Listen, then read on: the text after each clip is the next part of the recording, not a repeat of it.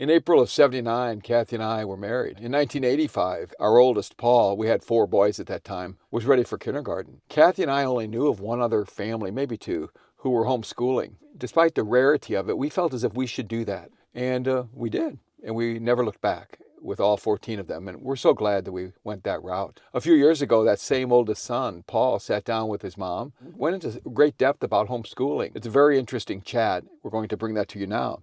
Okay, school books, yippee. Okay. To me, being a mom, your whole life is being a teacher. And it's just kind of a natural extension, being a homeschooler. Hey, welcome back. It's Paul Arndt, oldest son, with my mom, Cathy Arndt. It's an honor to sit down here for a few minutes. But today we're talking about homeschooling. This is an episode of How Did You? And the question is, how did you decide to homeschool? What was that process like for you? Well, it never had occurred to me until you were getting to kindergarten age and your birthday landed in September, middle of September. And at the time, the cutoff was, I don't know if it was the beginning or the end of September, that you'd wait for the next year. And we had the decision whether you'd be too young all year or you'd be an older one-year class. And so we just decided to do kindergarten, homeschool, see how you did, and if you're too stupid to kindergarten when we sent you to school. Yeah. And you did so wonderfully. And you started to learn to read. It was really cute to watch you the words start to come alive, and then I got to liking it. And what was so cute, John was kind of jealous. You know, I've seen all the attention you were getting. So he was learning too, and then Mark was kind of in there. Yeah. And soon I had to get them each a coloring book and call that their school they had to do. It would get them to hold still for a couple minutes, which is very odd for that age. Now, of course, our walls got colored on too, but details. But it was fun to watch you learn. I got kind of addicted to it. When I did homeschool, I saw it wasn't that hard to teach kindergarten, first grade, second. You get into higher science, and I'd have to read ahead quite a bit to make sure I was ready for you. But once you broke me in, it wasn't that hard. And I loved it. And it was so neat to watch you learn. And one thing that I'm glad that we did, but when you guys would have trouble like with your math and you got a 90% on it, maybe a B plus, A minus, and you know most people would accept that. Hey, that's pretty good. But it bugged me. Like, what was it that you didn't understand that you couldn't get 100 on it? So we'd back up and look at it until you could get 100 on it next time. So we had a firm foundation for the next thing. And when I think about it, they don't do that in school. They don't go over. They can't. They might have 30 kids, and you know, but I'd want you to know, oh, honey, you're not understanding this. You're always mixing this up with that, and I think it was a real advantage for you guys. Yeah, and for me, a huge advantage to homeschooling is just the pacing of it. Because if we were having trouble with something, then you would go at our pace until we figured it out. And then other times, if we were way ahead and just blasting through it, we didn't have to wait for the kid who was still having trouble. So just a practical thing. There's nothing wrong with either extreme. It's just that we've all been there, but just that you have to. You could be more efficient. Like there were times where you get distracted, but if we really focused on it, we can get done pretty early. Oh yeah, you guys get done in 5 hours with a little effort, and that's kind of nice because then you're off the rest of the day, and that's all your homework done too, if you stay focused. And it took a while for you to catch on to that. Yeah. But I think of like Nathan. He had, for some reason, I think because he had a little trouble with his hearing when he was real little, he has real little ear holes, and it fill up with wax, and I think it messed with his learning languages. And we had to back up and go over, I think we went back, I don't know how many months, maybe only even a half year, and just start in the beginning of what's an adverb, what's an adjective, how do you tell it.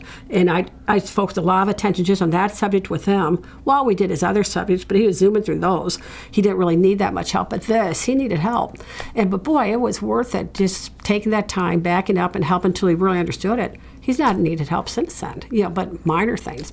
Well, our curriculum is very strong, and math skills and language, I would say, were the real strengths. And you guys bear it out. Your skills are so good with that.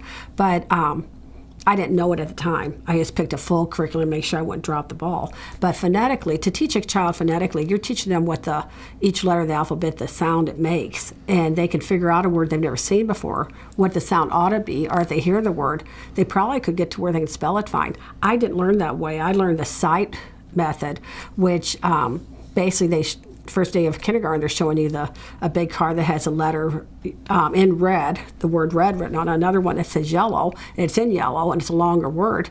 And they would tell you, and you can go home, hey, Mommy, look, I can read yellow and I can read red. Well, for one, this was red and this was yellow, and I knew the bigger word was yellow, but it's not like those letters meant anything to me, except it's a bigger word, and a word looks kind of like that, like yelling would look the same as yellow to me. I didn't know that those letters meant anything. And so when I went to school for court reporting, I was at a disadvantage because I wasn't used to listening to the sounds. I was used to memorizing. Now, maybe I've got a really good memory now because I learned how to memorize every single word, how to spell it, but it's not because it made sense. And then teaching you guys, it helped me. It's like, whoa, I didn't know there were all these rules. And it's like, wow, that had been easy if I'd known that. And boy, it was fun to watch you guys. Suddenly, it wasn't long. It took a little longer to see progress for the first maybe month or two, but suddenly you guys were miles ahead. And I remember Jude going a solid year without making one spelling mistake. And it's like, it's a good curriculum. Were there any disadvantages you see to homeschooling in our situation? Or, do you think it was pretty well like 100% to 0 or mostly tilted one way or another? Well, for us, I think homeschooling worked good. For one, we had so many boys. Of course, you guys were all the same sex, close in age. You guys didn't lack for socialization because you had each other all the time. And having a bunch of siblings rubs off your rough, kind of like you rub off diamond and take off your rough edges, because you tease each other out of stuff. You notice, if someone's more of a crybaby, or someone is too tough, or someone talks rudely, or someone is too timid. You kind of tease each other out, and you help balance each other out. You always had people to play with, and in our neighborhood, there were quite a few other kids, smaller families, but all they had to do was come to our house, and there'd be a real baseball game or, some sport going on, football or basketball. And so you guys didn't lack for socialization. You had so many cousins too. But I think it was an advantage for learning because you guys weren't too distracted. You think of all the time spent getting ready to get to school, and then taking when you're checking to see if all the kids are there, and then getting everybody to sit down again, and maybe the person who isn't understanding, everybody else who understood it is stuck. For you guys, I finally caught on it, not right away, but as I got busier with you guys, I made charts of how much 8th grade, what needed to be done each day on 8th grade for 7th grade, 6th. And so I could give that to you guys and show you. And then you guys would take the responsibility of getting that book out and doing the next page. I would check it all the time, but I had something there to help me know where I was. Because, of course, I was kind of busy. We're starting the business. I was always pregnant, nursing, and household still needed to be dealt with. So it was busy. But you guys had the incentive that you knew if you did the work and you did it well, you didn't have to redo it. And you were done. Well, and then you had a lot of time. What I liked is you guys had more time to, like if someone liked music a lot, you could spend time on music, or if you liked writing, Mark was especially enjoyed writing, he had a lot of time to write. And just whatever people enjoyed doing, they had more time to do it. Yeah, really about the only disadvantages I can think of would be, I'd say, sports and socialization, but those can be supplemented quite a bit. And especially in a big family, the socialization isn't a problem. And in our case, most of the years of homeschooling were done at the old house, which was in a tight-knit neighborhood. And there just happened to be a lot of kids, a lot of boys. Not that many girls, but a few. Like there were a few girls that everybody had crushes on. But other than that, they're really cute too. I felt so sorry for those girls. But other than that, there were a lot of guys like my age and John's age and whatnot. So that worked out really well. Because I remember talking to somebody I know who lives in one of the southern states, but she was homeschooled. She loved it, except it was just her and her brother, and they were just out in the country and very, very isolated. So I could see how that'd be tough if you didn't supplement it with other social activities. But in our case, we were all lined up a year and a half apart in age, so we always had our own community, not to mention all of our family and friends and cousins. And so I there were think a ton it was of wonderful. us growing up, and so my siblings were all having kids, and so you guys had a lot of people to socialize with. And so that was nice. Everybody lived in the same general area, and we were close, so we got together a lot. Yeah, and I appreciated that. Just I guess it was for a year and a half there that a few of us did go to local schools. So I always felt that was nice that I had something to compare with, and it made me all the more confident though in homeschooling, and that was even before a lot of this other stuff is changing in the curriculum and crazy stuff. So I definitely think it's a wonderful thing, and even like sports, it's so much easier to supplement now. A lot of schools even let you play for the team. Oh yeah. Even if you're homeschooling, so it's become. I feel kind of honored that we got to be there at the very beginning when it was something new.